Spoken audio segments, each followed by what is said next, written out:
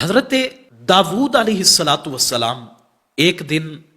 اپنی عبادت گاہ میں بیٹھے ہوئے عبادت کر رہے ہیں، ذکر و اذکار کر رہے ہیں، اور اتنے میں آپ نے زمین پر ایک سرخ رنگ کا کیڑا رینگتے ہوئے دیکھا۔ امام غزالی بیان فرماتے ہیں کہ حضرت سیدنا داود علیہ السلاۃ والسلام نے اس کیڑے کو بڑی حکارت کی نگاہ سے دیکھا اور من ہی من میں یہ سوچنے لگے کہ اس کیڑے کے آخر پیدا ہونے کی وجہ کیا ہے؟ بے وجہ اس کو پیدا کیا گیا، یہ کیڑا ہے۔ جب نبی نے یہ بات سوچی تو اللہ پاک نے اس کیڑے کو بولنے کی قوت عطا کی، اور وہ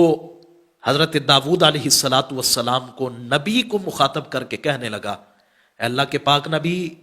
کوئی بھی چیز اللہ بغیر وجہ کے پیدا نہیں کرتا، کسی چیز کو حکارت کی نگاہ سے نہ دیکھو۔ میں بے شک کیڑا ہوں، زمین پر رینگنے والا ہوں، لیکن سنیں، اللہ نے میرے ذمے یہ ڈیوٹی لگئی ہے، میں روزانہ دن میں 1000 مرتبہ یہ تسبیح پڑھتا ہوں، سبحان اللہ والحمد للہ ولا الہ الا اللہ واللہ اکبر، اور رات کے ٹائم میں یہ تسبیح پڑھتا ہوں، اللہم صلی علی محمد النبی الامی وعلی آلہ وصحبہ وسلم۔ جب داود علیہ الصلاۃ والسلام نے یہ سنا، آگے کیڑا کہنے لگا کہ اے داود، اب بتائیں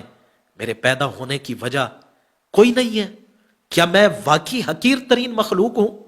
حضرت داود علیہ الصلاۃ والسلام اللہ کی بارگاہ میں شرمندگی کا اظہار کرنے لگے اور کہنے لگے، مولا میں تیرا عاجز سا بندہ ہوں،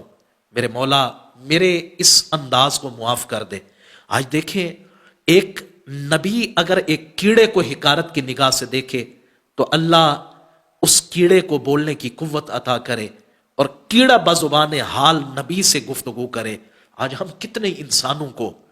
بڑی حکارت کی نگاہ سے دیکھتے ہیں، اپنے سے نیچے والے کو تو دیکھنا بھی گوارا نہیں کرتے۔ ہم سمجھتے ہیں شاید یہ انسان ہی نہیں ہے، بلکہ انسانوں کی صف میں ہی یہ شامل نہیں ہوتے۔ اللہ نے اگر تمہیں رنگ لگایا ہے، اللہ نے اگر تمہیں یہ کرسی دی ہے، اللہ نے اگر تمہیں یہ منصب دیا ہے، اس کا یہ مطلب تو نہیں نا کہ اپنے سے نیچے والے کو انسان ہی نہ سمجھو، اپنے سے نیچے والوں کو حکارت کی نگاہ سے دیکھو۔ اور آج اللہ نے اگر یہ منصب عطا کیا، کل کو یہ منصب وہ ذات لے بھی تو سکتی ہے۔ آج اس نے یہ تخت و تاج عطا کیا، وہ چاہے تو ایک لمحے میں بھکاری بھی بنا سکتا ہے،